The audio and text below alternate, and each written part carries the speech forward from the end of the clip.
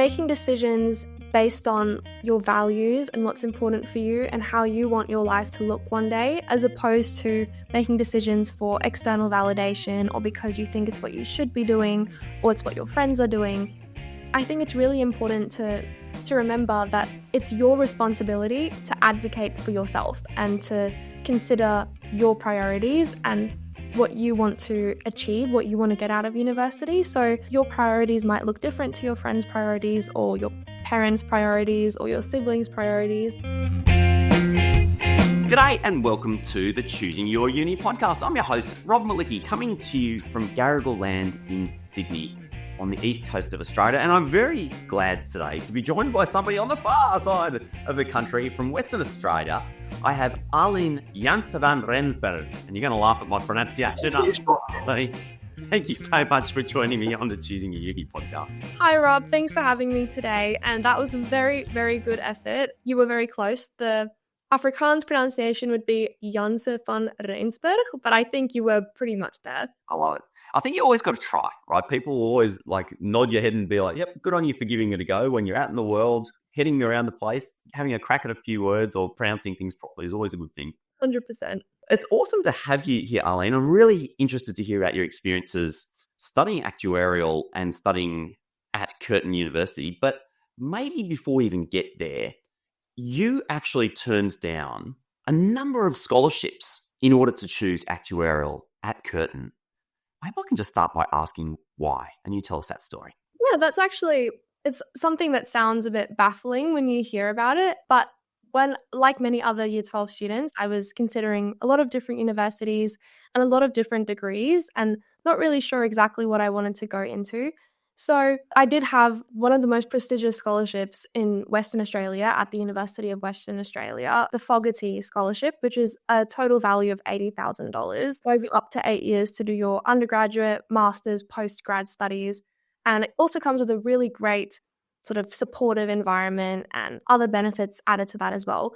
But the caveat is that UWA does not offer actuarial science, so I would have to study mathematics and economics or some other combination that covers similar content but is not the official degree. The other main university that I considered was Bond University in Queensland, which does offer actuarial science. And although it's a private university, I was really lucky to be able to secure a scholarship for half of the course fees, which was $50,000. So that was also a really big blessing to have that opportunity.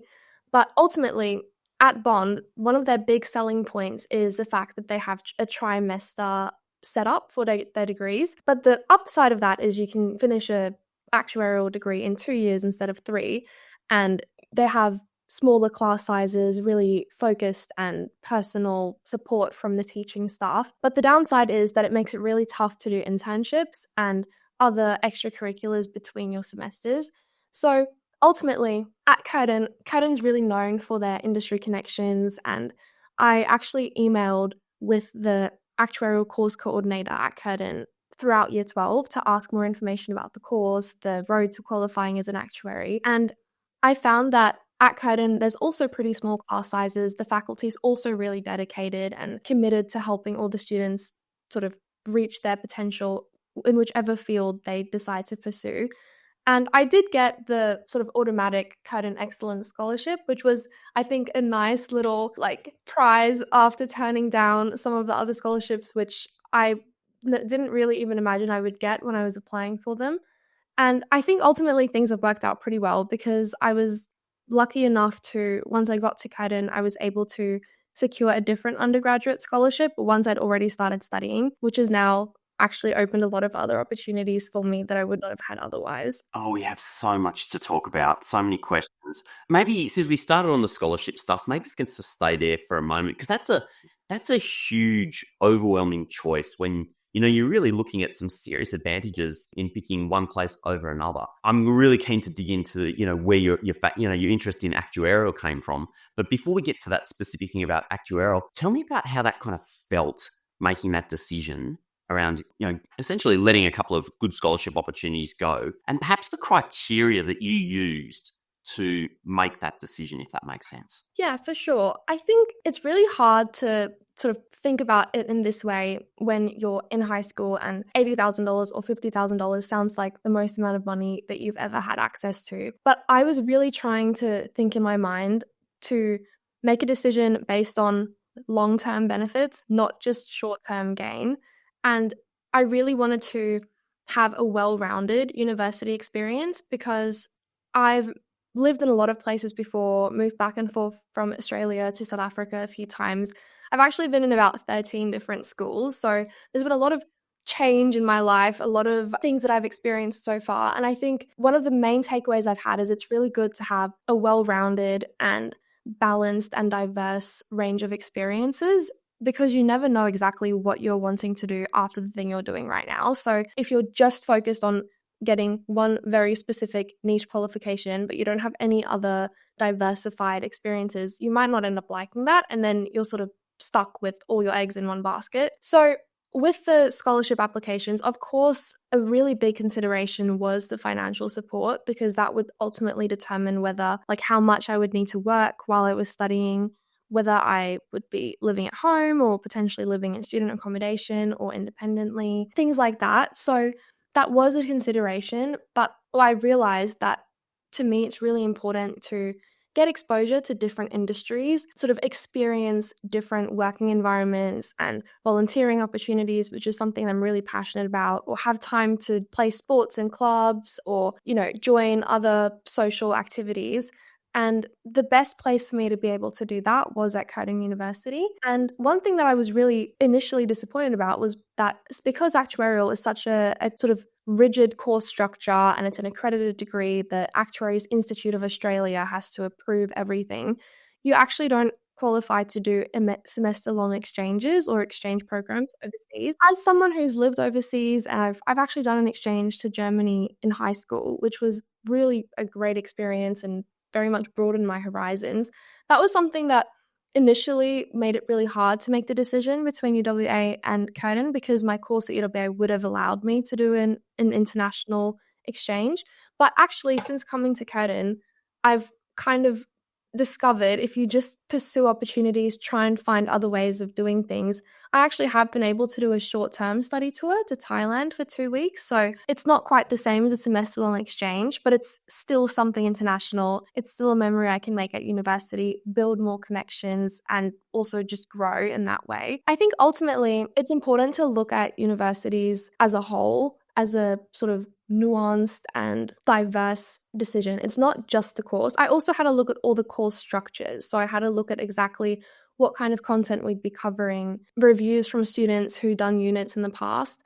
And I think one other thing that was really important to me is I wanted to have a specific official accredited qualification at the end of the day. I think coming from South Africa, that's something that's pushed quite a lot in the culture over there. Like, it's good to be a doctor or a chartered accountant or an actuary or an engineer, like something that's an official title. And I think I realized that if I was going to UWA, I would be studying maybe maths and economics in a double degree and doing the BPhil program there, which also sounded really interesting. But ultimately, I would just have a bunch of different skills that I couldn't prove were actually on par with what an actuarial qualification would be. Whereas at Curtin, if I was studying actuarial science, I could progress towards actually qualifying as an actuary and then having the official, like, professional backup to be able to apply for those kinds of roles and do that kind of work. Why was that important to you, out of curiosity? I think in South Africa that I think it's quite challenging to find graduate jobs or jobs in general. So that's kind of drilled into students from primary school is like it's really important to do very well academically and kind of be near the top of your class or excel, because another thing, like, the political landscape there in recent years has been a little bit less secure. So a lot of people are trying to think of backup plans perhaps outside of the country, and something like actuarial is actually recognized over the world, whereas even being a doctor in South Africa, you can't work in different countries, or at least not in Australia. So that was also something that when I was thinking about what I wanted to study while still living there, I was like, oh, I want to have the option to be able to live anywhere in the world if I needed to or if I wanted to. Love it. All right. So how did you then stumble into actuarial studies? because it's not something that, as you said earlier, a lot of people have never heard of it before, and yet it's oh wow, like what a fantastic field of study, right? So how did you first discover it and decide that, oh yeah, this is actually what I want to do? I like to tell people that I wanted to be an actuary since I was about 11 or 12 years old. And although that might sound like a bit of an exaggeration, I think there is some truth to it as well. Because as I said, in South Africa, like actuary, it's something that you see older students in high school, like the really smart students who you'd sort of look up to and want to model their work ethic or their hard work. You see them going to study actuarial science. Or I knew from quite a young age that medicine was not for me. I'm too squeamish for that, and I think my sister's actually doing midwifery, so clearly it does not run in the family. But that's the great thing, like everyone has different skills and interests. So I think I recognized pretty early on that I like working with numbers, I like solving complex problems, but I don't love computer programming that much either. Like I like using it as a tool to get insights into data or to help me do complex calculations more quickly or efficiently, but I don't love like creating computer programs. And I've done a unit in that at Curtin, and although it was interesting, I think it just helped me confirm that I don't actually want to go into that. So we moved back to Australia when I was at the start of year 11, just before COVID, and the whole world was going a little bit crazy and it was a little bit uncertain. So, like most year 12 or year 11 students, I was sort of Googling career prospects. I was new to the ATAR system, so I was kind of looking at which degrees had higher ATAR requirements as a bit of a metric to see which ones were considered harder to get into. Or I think like the assurance that you are likely to get a job afterwards is also something good to consider. And I think actuaries have a 0% unemployment rate. Like, I knew that I'd be able to get a job, whether that's a job that I wanted or not. Like getting any job, I think that's a good reassurance to have.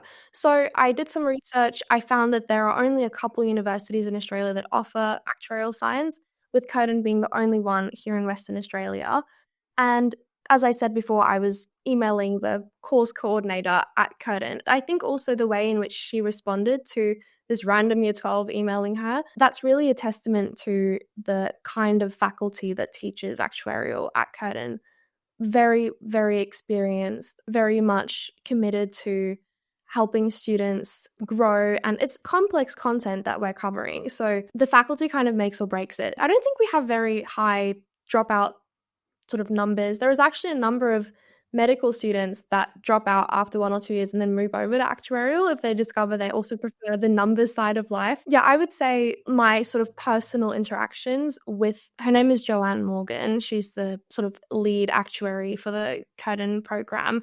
And I've worked quite closely with her because I was president of the Student Actuarial Society this past year. So, and she also supervised the study trip that I went on to Thailand. I think Joanne definitely does contribute greatly to my positive experience of the program and many other students as well. As you mentioned, Arlene, a number of actuarial programs in Australia. So just for simplicity, those people listening along to this, Australian National Uni and Bond both teach actuarial. Curtin, of course, which is where you are now.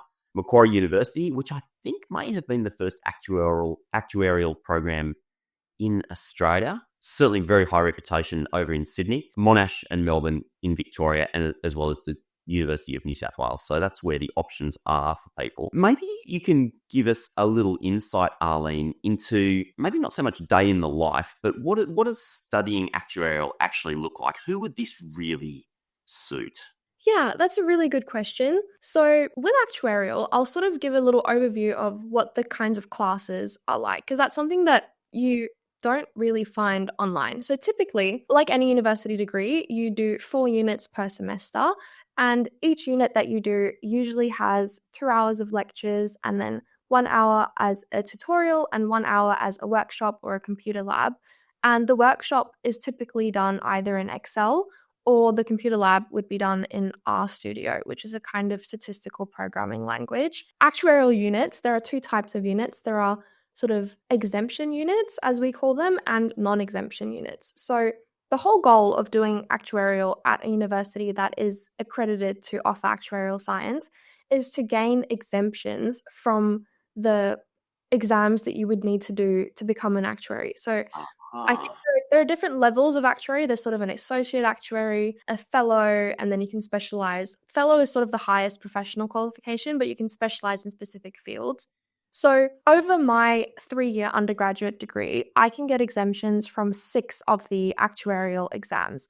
And then when I do honors next year, I can get 2 more exemptions. And I believe after honors, you have to do all the further exams and exemptions, or just the exams, through the institute directly. So to give you an idea, at Curtin, usually 3 or 4 Curtin exemption units together give you 1 exemption. And then there are specific requirements for how well you need to do in those units. I think you need a minimum of 65% per unit, but an average of 73% across all the units that go towards a specific exemption. Oh, yeah. And then after your degree, if you have achieved all of those exemption requirements, then the nominated actuary of the course, in this case, our course coordinator, Joanne Morgan, she then applies for the exemptions from the Actuarial Institute of Australia on your behalf.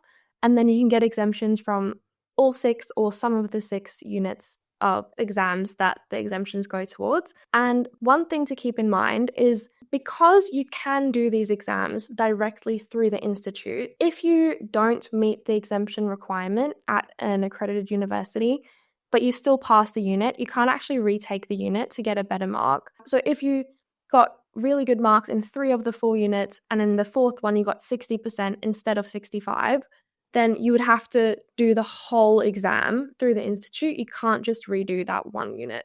Wow, that's high stakes, isn't it? Yeah. That's something to keep in mind. Can I just dive sideways for a moment and just talk briefly about accredited degrees for those people listening along who might not be familiar with that language? Accredited degrees are programs that are specifically endorsed, overseen, if you like, by professional bodies in Australia. So, for example, engineers might be overseen by Engineers Australia.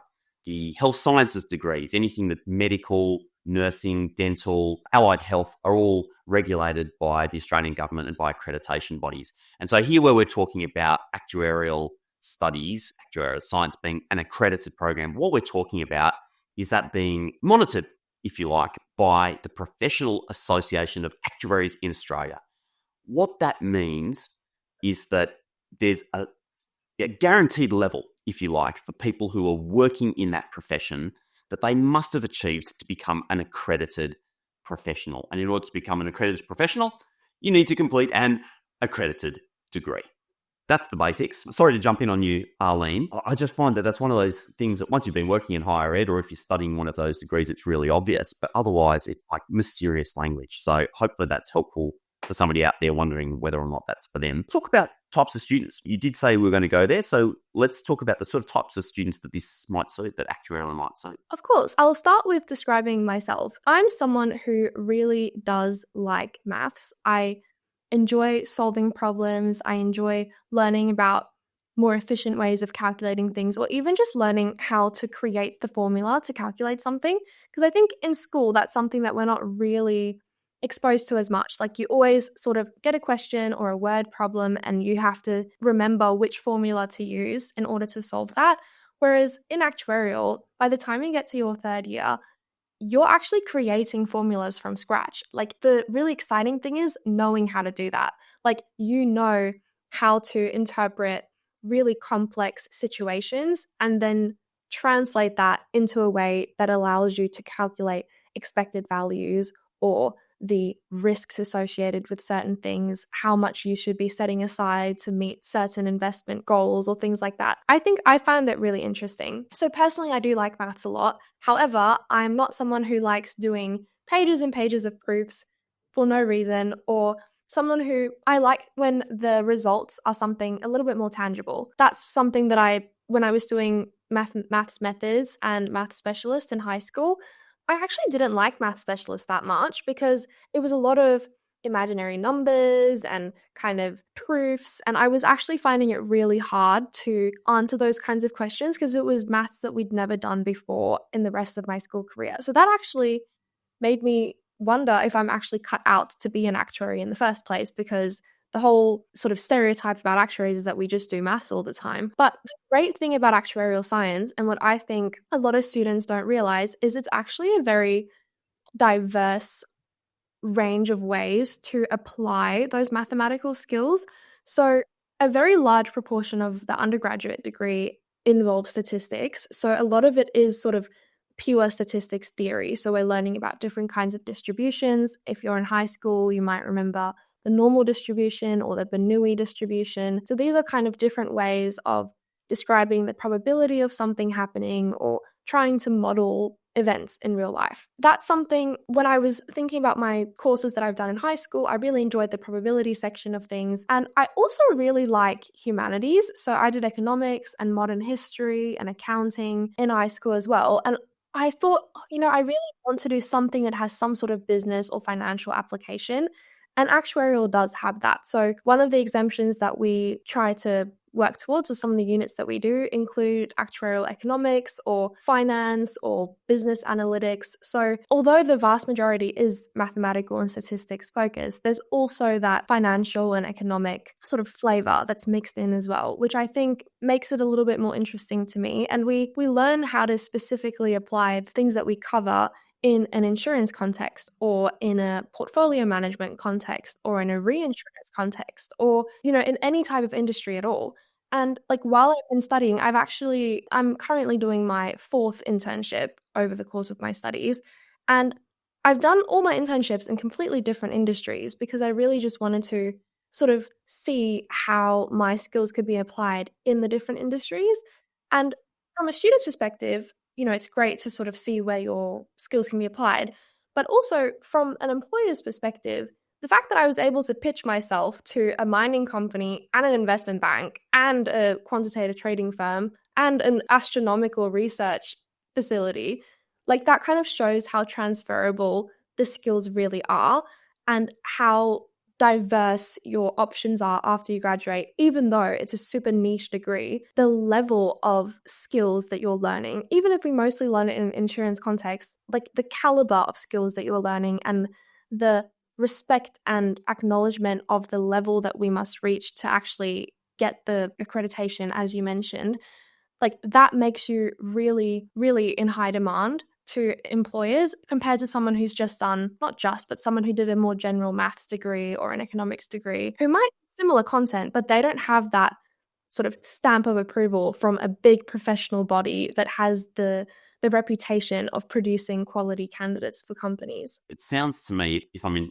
hearing right, what I've heard you say is that it seems like it really suits somebody that does love maths, loves those sort of problem-solving skills and the like, but also who perhaps really loves the idea of it being a real-world application where you can sort of take those numbers, you can apply them in real-world contexts to real-world challenges that are out there that need to be solved. Definitely. And I also think it suits someone who has a little bit of perseverance because when you first start, it's a little bit of a shock because, like math specialist in high school, it's something that you've never done before.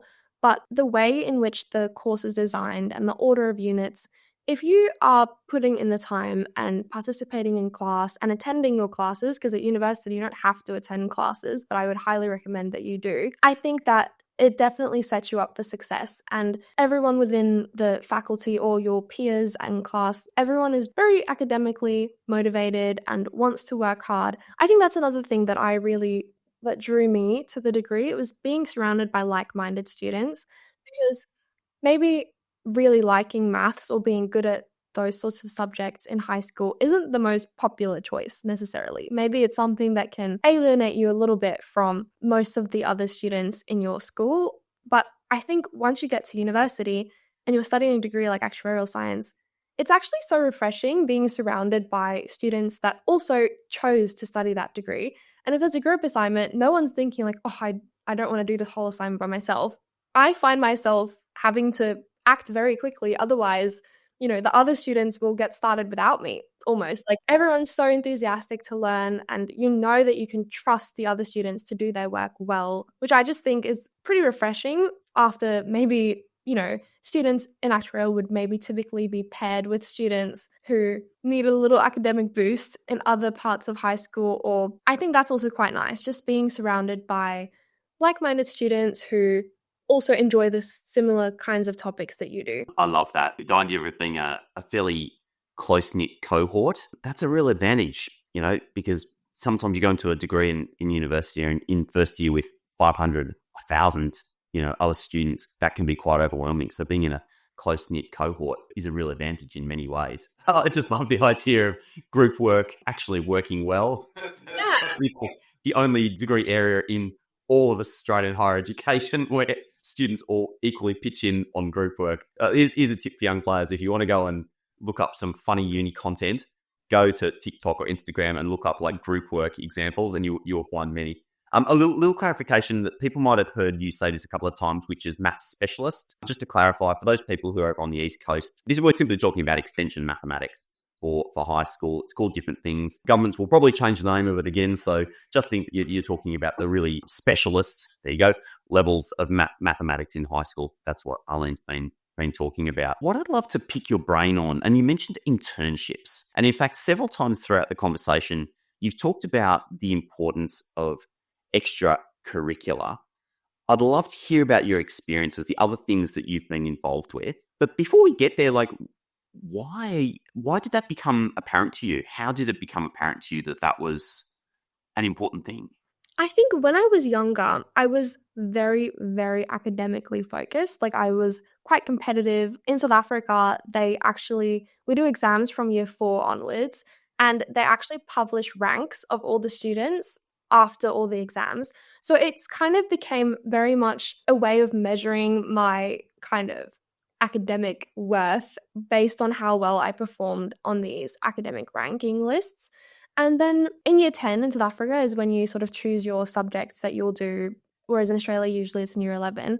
And I really enjoyed doing German. In year 10, I actually did not take German because I realized I couldn't get like 100% in a language. So I made a decision to not do German and instead do a different subject that I could perform better in academically. That is my biggest academic regret that I have ever made, because at the end of year 10, I actually ended up going on an exchange to Germany, and I was there for a month, and it was a great experience to experience another culture. My host family was lovely. But I still think to this day, if I had just taken German for the whole year before going, I probably would have been fluent in German by now. I did do German for 2 years before that, but I lacked the fundamental foundation to like really be able to make the most of the German exchange. And that's something I sort of had to tell myself, like, you can't change the past, but this can help inform how you make decisions in the future.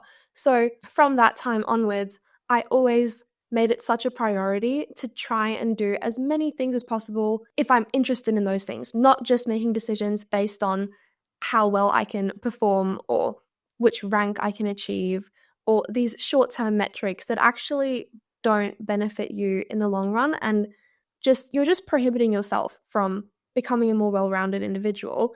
And in first year, I attended a lot of careers events or networking events at different companies in Perth. And the common theme that all the recruiters were saying is, yes, your academic performance is important, but it's not the be all and end all. In fact, it's really important to have good communication skills, teamwork skills, conflict resolution. And it's all good and well to have those skills, but if you can't articulate and give examples of where you have applied those skills before, like, the company can't just take your word for it. Like, you need some sort of proof. So I think if you don't want to think of doing extracurriculars, or you don't really care about doing volunteering, think of it as collecting proof that you have the skills that employers want you to have. You are collecting tangible examples of times, and keep that on the back of your head when you're doing any sort of activity at uni. One tip that I have is I keep sort of a list of all the things that I've done, and as I'm doing them, I kind of write down examples of things that happen there, because in interviews, often they'll ask you, oh, talk about a time when you worked as a team, or talk about a time where you were a leader, or where you disagreed with someone in a position of power, or something like that. And it's really good to have some examples in your back pocket. Plus, I think volunteering or doing other types of extracurriculars is good for you personally. But if you don't care about doing it personally, think of the benefits it will have for your career one day. Yeah, I love the kind of description of like collecting XP almost, like ding, ding, ding, ding, ding, ding, and like the counter at the top of your video game is going up or something like that as you're collecting these experiences. That's very true. Actually, and just as you're talking up, I've just pulled up your LinkedIn profile, because I'm like, it sounds like you're probably going to have a pretty good LinkedIn profile. I will say LinkedIn, that is my biggest tip. I got it in first year and I would spend weeks going on other people's profiles, getting ideas of how to make mine look better. So I'm pretty proud of my LinkedIn profile. Yeah, you play a strong. I mean, for anyone, full stop. But even especially being a uni student, most uni students don't even think about LinkedIn till the end. You're playing a strong game here. Thank Yeah, you. wow, awesome. Yeah, good on you. Well, it counts, right? Like I really believe the sooner you do this, the sooner it just puts it in the back of your mind. Just as you say that you can start to add these things in a meaningful way to a portfolio. And I think I'll do a whole episode on LinkedIn one day because it's just such a good game. And what I love about your profile, I'm looking here, you got a really nice shot of you, looks like at a networking function. You got a name badge on there. You got this beautiful cityscape of Perth, which sort of geolocalizes you, which is really smart. 500 plus connections, which is fantastic. Oh, it looks like we've got a couple of, they're going to be new Colombo plan connections, I reckon, people in common. Yeah. And I can see, yeah, you've got some posts up there, which is good, and all of your different experiences in the different societies, internships, stuff like that. I can tell you, if I were a potential employer, I'm coming to your profile, I'm like, this is somebody I want to interview straight away. So if you're listening along, get on LinkedIn and start getting those experiences up there too. And I also think like there's a lot of companies where they run 1 or 2 day programs, especially for first year students, which is something you can put on your LinkedIn. I've since then taken a lot of these down as I've done longer term internships or other work experience. But if you're trying to just get something to put on your LinkedIn, there's EY does the Game Changers program or the Career Compass program. Deloitte does, I think they call it Deloitte and Me now. It used to be the Deloitte Insider program. KPMG does the Foundations program. I actually, in first year, did a couple programs in Sydney where the companies flew me over to Sydney to attend our participate in these programs, which I think was partially because I went to the effort of applying and had a good resume and interviewed well with them, but also because of what they know about the actuarial course. Because as a first year, you don't have that much in terms of your academic transcript at university to support your claims of being student worth investing in. So they also look at what you're actually studying and like the extracurriculars you've already participated in, because that's something that you can do without being accepted by a company. You can just sign up for a club or sign up for volunteering. You're going to have a job before you finish uni, aren't you? I hope so. That's the idea of doing internships. Like you sort of try something out and see if you like it or not. Because I think the other great thing about an internship is there's no long-term commitment. Like you don't have to quit. It's a set fixed term in which you work for a company, and even if you end up not liking it, at least that's information that you get out of it. At least now you know. It's kind of like dating. You sort of identify qualities you like and don't like, and then until you find one that's a good fit for you. Nice. Love that. Professional dating. There we go. Exactly.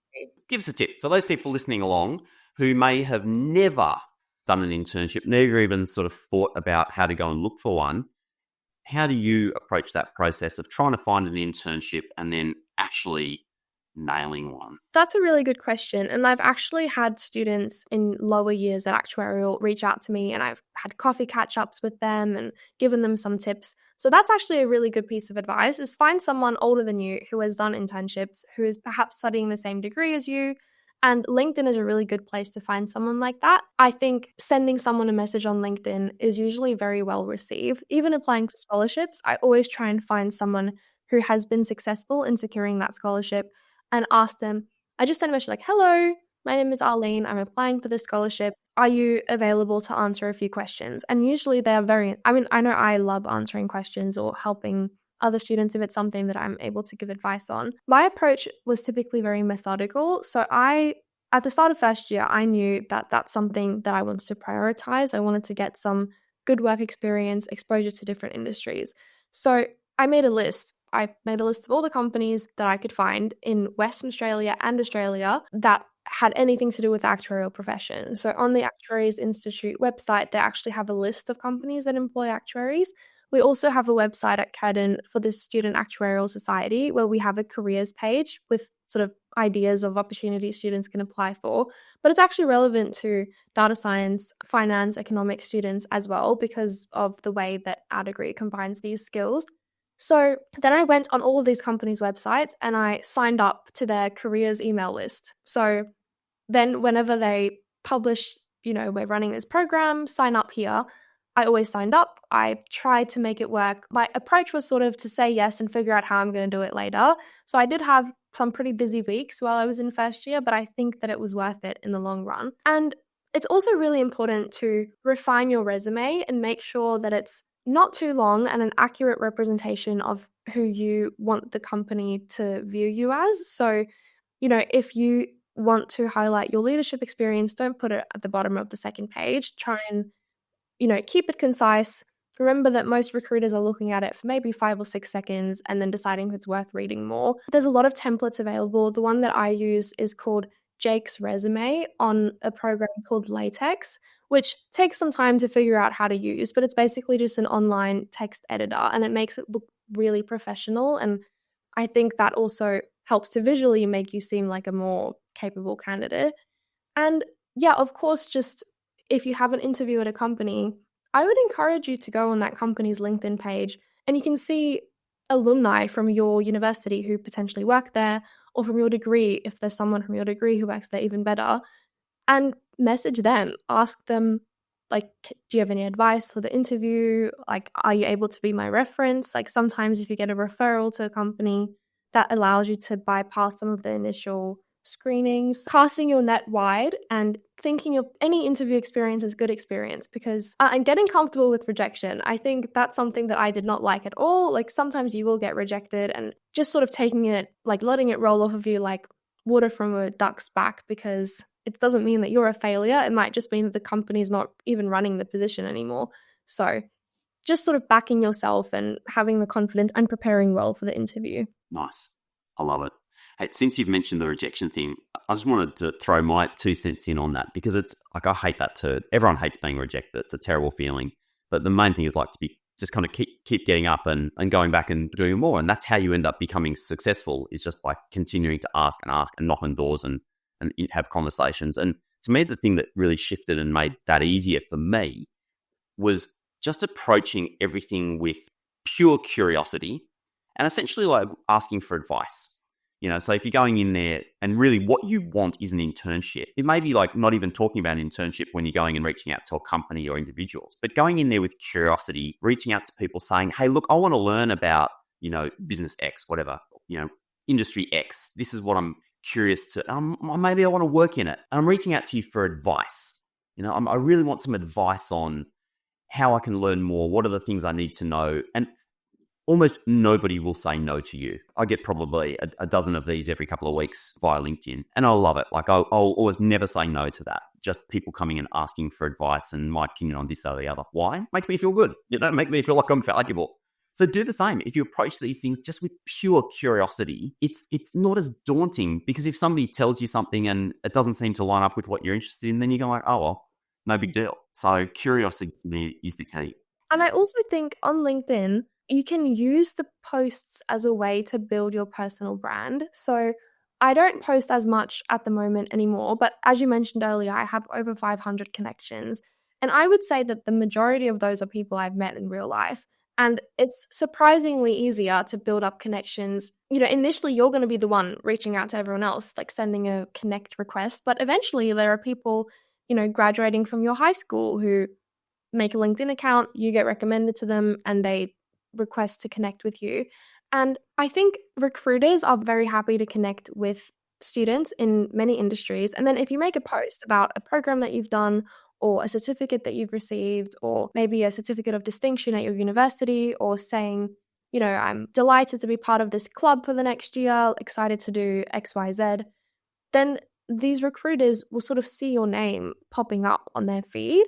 And that also just makes you, it's another way to collect evidence. It also shows that you're someone who takes the initiative, does things that are important to them, and is like actively trying to build a personal brand. Love it. Love it, love it, love it. Maybe when I do that episode on LinkedIn, I'll come back to you, and maybe you could come and guest, be part of a panel or something like that on how to play a strong LinkedIn game when we're at uni. Well, I would love that. That would be great. Yeah, because we've got limited time here, right? So we've talked a lot about actuarial, a bit about your journey and stuff like that. So there's so much stuff that I'd love to explore more on the extracurricular side of things, but I might just park that for now, and we come back to that in another conversation. But I'd love to know about your experience at Curtin itself. What have been some of the things that maybe surprised you What delighted you about your experience at Curtin? I've really loved being at Curtin. I really love the campus. When I was in first year, I was actually living on campus for the first couple of months because in South Africa, everyone lives on campus. So I just really wanted that experience. All of my friends who are graduating high school over there are going to move into student accommodation and all live next door to each other. And so for the first semester of first year, I actually also lived in the student accommodation at Curtin, the new St. Catherine's College, which was also really fun. It was a great way to meet a lot of people. And I was surprised by how few people in Australia live in college for fun. It's more just international or regional students, but it was still a really great experience regardless. I think what really surprised me was how much being part of a student society or a club or a social sport team or some sort of group like that can really enhance your university experience. Because unlike high school, like no one is forcing you to do anything or no one is actively following up on whether you attend classes or whether you're doing extracurricular activities. So it's really up to you to take the initiative to try those things. And, you never know who you might meet, where you might make friends, which experiences you might enjoy. So I think sort of the whole extracurricular side of Curtin surprised me, as well as how great their industry connections are. There are so many work integrated learning experiences where you can do an internship sort of to get credit towards a unit. So they have a lot of connections with industry. Also, how many international opportunities there were, especially after we're coming out of COVID. Yeah, I think I really, really enjoyed the degree itself. I was quite worried initially that it was going to be too difficult or too mathsy or too specialized, but I'm really enjoying it so far. And I think just going to uni and trying your best, and if you want to change degrees, change it to something else if you want to. Bottom line, I think I've really enjoyed the variety of opportunities at Curtin and how much support there is if you want to pursue something. Awesome. Give me a secret tip. Like if you had to give a tip that kind of not really many people know about, or it's not really widely talked about, something you've discovered there and you're just like, the number one place is you got to study in this, this little nook in the library. I don't know what it is, but hit me with something that you really love, a little secret thing that you found. I really love the new library. They've renovated it recently. So level 6 on the library is my personal favorite spot to study. And if you sort of exit the elevators and then turn to your right, there's a kind of breakout area where you can study. And it has a view of the tops of the trees. And that's really pretty to me. So that's my favorite little study spot that I would recommend to anyone. Other tips? Oh, actually, this one is like hot tip. So a big university thing that people don't love is paying for parking. And at UWA, parking is a bit of a nightmare. I think they've stopped doing this parking permits and it's just $2 a day for everyone. But now it means there's no parking spots available. At Curtin, we still have parking zones and paid parking areas. But there is a free parking area that very few people know about. It does involve a little bit of walking, but I think it's a hot tip. So the current internship that I'm doing is at the Curtin Institute of Radiology and Astronomy, and it's just across the road from Curtin. And they have these parallel parking, street parking areas, which are free. So it's often empty. It's not further than the green parking at the cheapest area of parking at some areas of Curtin. So I was given this knowledge by a student who graduated last year, and I feel I would like to impart it on your listeners. It's very generous because nothing is more precious on a university campus than a free park. That's straight to one. I speak with authority. It almost doesn't exist. I love it. All right. Arlene, you mentioned just a moment ago on-campus living. It's interesting, right? Like for the longest time, I was like very anti on-campus living. And, my mind sort of shifted a few years ago because I started hearing really positive things from different institutions. But of course, experiences vary. What's your experience, living on campus, like the good and the bad? Of course. So for the first 6 months of my first year, I actually did live on campus at Curtin. So it was a little bit of a unique situation because it was a brand new college that had just opened. My sister was in college at UWA in the Thomas More College for 2 years, and she absolutely loved it, really recommended it. I did a sleepover at the St. Catherine's College at UWA that they hosted for year 12s, also really had a great time. But I think what made it a little bit challenging in the first year of the college at Curtin was it didn't quite have that established culture of college yet. The residential advisors had only been there for maybe 1 or 2 weeks longer than the rest of us. We were the first people living in those rooms. You know, if a shower wasn't working, we're the one who figured it out. If there's any sort of technical issues, we're sort of the guinea pigs to test out the rooms. But the flip side of that is all the rooms were brand new. The beds were brand new. We're the first ones sleeping on them. The desks were brand new. It was a very modern style as well. I think it was built modeled after the sort of colleges over east in Sydney and Melbourne, the same sort of layouts. So I think a big positive is, of course, healthy meals. And, you know, as first years, or they typically you would typically not get a room with a kitchen. I was very lucky to get one because it was a brand new college. But typically, you'd have to do all your meals in the dining hall. And that's a really good way to meet people, spend more time around other students. I had a reduced meal plan because I had a kitchen, which in hindsight, I think might have made it more challenging to connect with other students because it's a bit daunting just going to the dining hall if you don't really know anyone. Also, in my first week of being at college, I got COVID and I had to be in my room by myself for the first week of being at college, which I also just think maybe set things off a little bit on a sour note because that first week is so important to build relationships and connections. And I think just being in a small room by myself and being really sick was really challenging. The college was very supportive. I had medication delivered by a pharmacy, which they brought to me, and they delivered meals to my room.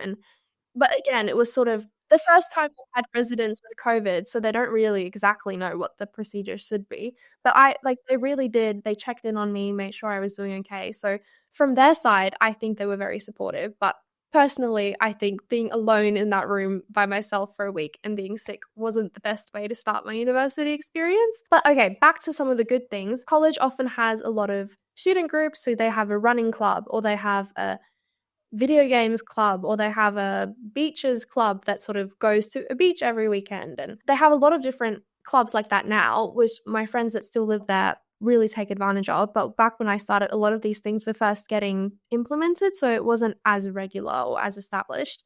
We had formal hall, which was something that happened, I think, every 2 weeks, where you had to wear sort of a Harry Potter black gown, and then you had sort of like a formal meal, everyone in college together.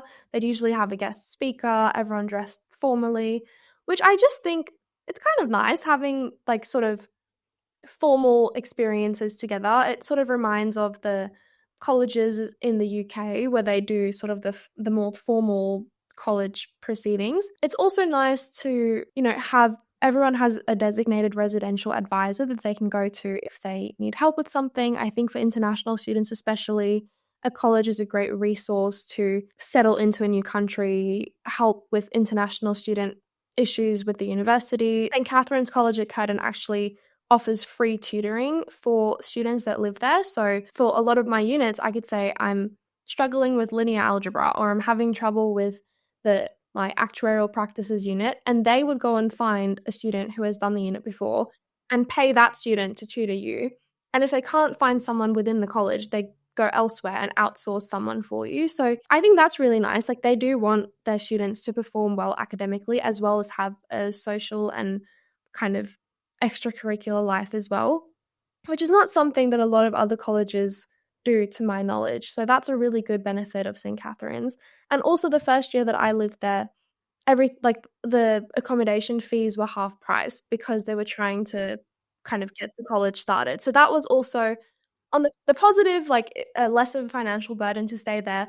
But on the flip side, we had a lot of postgraduate students who had kind of been living in apartments and independently, who then came and lived in college because it was more financially feasible.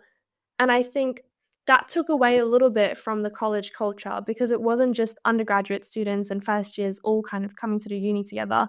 It's people who have furniture like in storage and are there doing a PhD, not necessarily interested in chatting with all the younger students. Different audience for sure.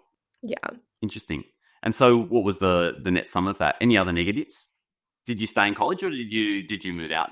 I decided to move out of college after 6 months because I think this also made me really glad that I chose Curtin University as opposed to an interstate university because I found it really challenging being away from my family. As I mentioned before, I have moved a lot. I did a 1-month exchange in Germany when I was 15 years old. I've been in a lot of different schools, but I think in that whole process, I've come to really value and rely on my family's support because they've sort of been the one constant in my life. So being in college, that was much more challenging than I was anticipating. I was coming home almost every weekend, sometimes for 3 or 4 days at a time. And I think that combined with other challenges of perhaps isolating myself, perhaps the college not having an established culture, it was kind of the perfect storm of circumstances that helped me to realize that it was better for me to be back at home. And luckily, I was at a local university, so I was still able to attend the same university. And the college was very understanding. They were able to finish my contract early and very supportive, wished me very well. You know what I love about that, Arlene, is like you're adjusting your course based on what's going on in the real world. It's not like you've sort of set yourself on some goal off in the future and you're not being compromising on it, but you're also looking at what's coming up in terms of opportunities and discomforts and things, and you're adapting as you go. And so I've got a lot of respect for that because it shows a lot of maturity, but also courage. Like it's actually courageous to course adjust when things aren't going well or aren't going as you expected. So hats off to you. Maybe to wrap this up, this has been a really nice conversation. I really enjoyed it. And you've talked a little bit about traveling overseas. You've done your exchange in Germany. Phenomenal. You've also talked about taking an international study experience as part of your degree. That was the new Colombo plan. So let's finish off by talking about this opportunity to get funded, get money to go and have an international study experience somewhere Indo-Pacific region. Tell me about your NCP experience. The New Colombo plan was really amazing. I had such an incredible time. When I started studying, I sort of came to terms with the fact that I would not be able to do a semester exchange, and I sort of decided to just try and do as many other extracurriculars to make up for that. So at the end of my first year, I got an email, and the email said that Curtin had applied for funding with the New Colombo plan and was organizing an actuarial study tour to Mahidol University in Bangkok the following year before the start of semester, which meant that we were able to do it without affecting the other accredited units we were taking. And I think what I really loved about it is, first of all, it's a group study trip. So I was able to build really great friendships with other students in my cohort and also in cohorts above me. So I made some of my closest university friends on that study trip. And really, I think being in a different country, perhaps stressful situations, fun situations, it's a really great way to have shared experiences and build friendships. So we went to Thailand for 2 weeks. We had a project that we were doing at the university. We met a lot of the students at Mahidol University. And it's unique in the sense that there's actually an ongoing arrangement between Curtin and Mahidol University where about 10 to 15 Mahidol students come to Curtin in the middle of second year to finish the rest of their degree at Curtin University. So I was actually able to meet a lot of those students before they came to Curtin 6 months later, which was really great. And we were then able to show them around Perth, welcome them, know their faces before they joined us in class. And I think one of my favorite things that we did in Thailand was we went on a weekend trip to Hua Hin. I don't know if I'm pronouncing that correctly, but it's a little coastal town about 2 or 3 hours from Bangkok. And while we were there, we went on like a river cruise, we went to the floating markets, we planted some trees, we went to a forest. It was the perfect combination of academic development and also social and cultural experiences and, doing touristy things as well. Mahidol University organized a lot of the activities for us as well, which was really great. And Curtin, did all the heavy lifting with admin and flight bookings and hotel bookings and all of that. And it was all funded by the New Colombo plan, which I think is really incredible because that's, I guess, the trade-off as a university student. You have the most free time that you'll have in your adult life, but the least amount of money. So something like this, I think there's no reason really that I could think of not to go. Also, my favorite part of the whole trip was visiting the Australian embassy in Thailand and meeting the foreign ambassador for Australia. Like, we did cooking classes. It was just, there was so many fun things that we did, and I would definitely consider it a highlight of my university experience. And then when I returned to Australia, I actually was the New Colombo Plan ambassador for Curtin the following year. So that was another really great opportunity to kind of have another leadership position, collaborate with the Curtin Go Global team, collaborate with other ambassadors from different universities, and just promote the program. And a lot of the current actuarial students are getting ready to go to Thailand in a few months. So I think it's been really good so far. Amazing. Funny little side note, I helped to design the new combo plan back in 2013. Really? Well, you did a great job. I think that NCP is such a great initiative and definitely has very tangible results. Like, I think spending time in a different country is the best way to build connections to the industries there, to the people there. So awesome. Game-changing program for young people and for Australia in general. I just sent you a connection request, Arlene. So if you want to read the story about the phone call I got from Julie Bishop, you'll find it on my LinkedIn profile. Oh, fantastic. I will accept that as soon as we finish talking. Yeah. It's whacked out. Getting a call from the future Foreign Minister Sabi to come help design something was amazing. An extraordinary opportunity for those people listening along, regardless of where you're looking to study in Australia. If you're an Australian citizen, you should absolutely look into the opportunities available through the New Colombo Plan at the institution that you're looking to study at. It changes from year to year, but also have a look at, actually, Arlene, you would be a perfect candidate for the NCP scholarship. Mm-hmm. Have you heard about that? Have you seen that one? So there's sort of, because I know that there's sort of NCP mobility programs, it's NCP the scholarship, the 18 months. So that's what I was actually wanting to add. The NCP has so many different opportunities that you can apply for. So I just did a 2-month study trip, but it can extend for up to 18 months to 2 years, I believe. You can do, I know people who have done a year-long exchange and 2 internships, or they've done an internship and a 6-month language course. And it's really something that you can tailor to what your own goals are to get out of the program. So I didn't personally apply for the scholarship, so I'm not too familiar with what's involved with that. But I believe that you're the perfect candidate. I'm just going to say it now. If you ever thought about it, you're exactly what they're looking for in a candidate. Globally oriented, smart, ambitious, involved in lots of different things. You would absolutely be a perfect candidate for it. Those people listening along at home, $107,000 scholarship at time of recording, for people to spend up to 18 months, 19 months out in the Indo-Pacific region studying, interning, learning language, absorbing culture. It's literally an extraordinary opportunity, and I would encourage you to look into that as you are applying for university. Arlene, it's been an amazing conversation. Thank you so much. Looking forward to reconnecting with you on the LinkedIn things. Any last thoughts? If you could give some advice to somebody who's in high school right now, trying to pick their path or trying to work out what university might suit them, or even going into final exams, what advice would you give to that person? I think something that I really reminded myself, especially going into final exams or making decisions, is just do the best that you can with the information at hand. So the best that you can do on that day. And your best will look different every day. But if you just always do the best you can that day, then things will tend to work out for you. And as I've said, making decisions based on your values and what's important for you and how you want your life to look one day, as opposed to making decisions for external validation or because you think it's what you should be doing or it's what your friends are doing. I think it's really important to remember that it's your responsibility to advocate for yourself and to consider your priorities and what you want to achieve, what you want to get out of university. So your priorities might look different to your friends' priorities or your parents' priorities or your siblings' priorities. And it's always good to ask for advice, but I would caution high school students or university students against prioritizing other people's advice over what they know to be true and what they know they will like doing. Couldn't agree more. Arlene Janse van Rensburg, thanks for joining me on the Choosing Your Uni podcast. Thank you for having me. At Choosing Your Uni, our mission is to make finding your ideal institution and your degree fun, easy and stress-free. So if you're looking to save some time, to discover more and to get personalised advice for every step of your journey, check out choosingyouruni.com.